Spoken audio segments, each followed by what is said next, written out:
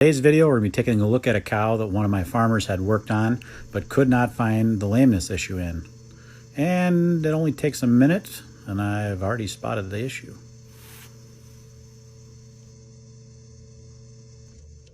First things first, I'm going to remove this wrap. I'm not exactly sure what it was put on for. Sometimes farmers will put some antibiotic ointment or things in between the toes, thinking that perhaps the issue's there when they can't find anything, that there's some swelling, whatnot. But in this case, it really didn't do anything to solve this problem. This may seem like an obvious problem with me pointing at it, but if you're not used to looking at feet every day, it's something that can go unnoticed.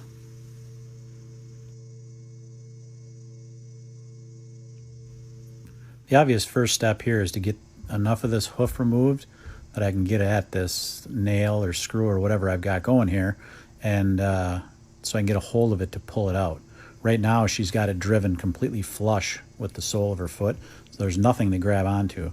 I got to pare away enough hoof that I can get in there and pull that thing out.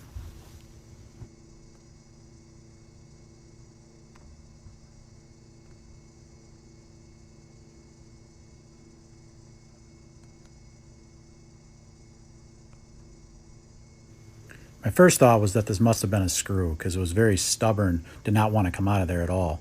Once I get a hold of it though and I'm able to pull it out, I can see that it's a piece of rusted off nail. And it's a different type of nail too, the older style, more like a spike, which makes me think that this was maybe some buried debris out in the pasture where she picked this up.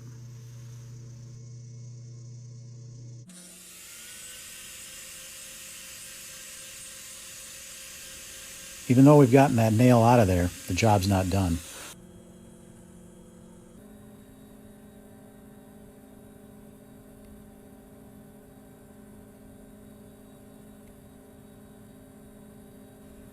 You're going to notice what started out as a pretty small hole is going to end up being quite a large area of sole separation.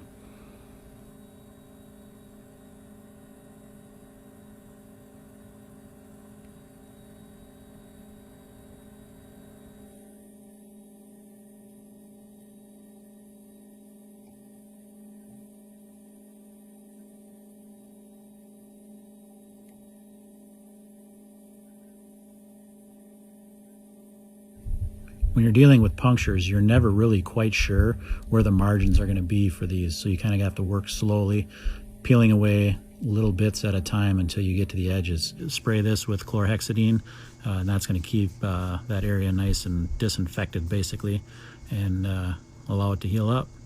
Put a light wrap on there just to keep the debris and stuff out of that for the first few hours, and she'll be set to go.